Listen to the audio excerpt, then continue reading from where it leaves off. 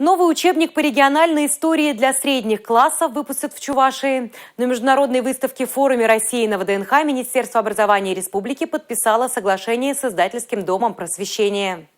Успешный опыт сотрудничества у двух сторон уже есть. В 2022 году авторы из Чувашии совместно с редакторами издательского дома просвещения выпустили линейку учебников, посвященных изучению родного языка. Теперь в республике выпустят и новые учебники по региональной истории. Изучить их страницы школьники смогут уже с 1 сентября 2024 года. Это очень важная составляющая, где рассказывается о материальной культуре, духовной культуре народов, населяющих Чувашскую республику, об истории возникновения народа, об этногенезе, о средневековом периоде развития Чувашского края и о вхождении в состав русского государства.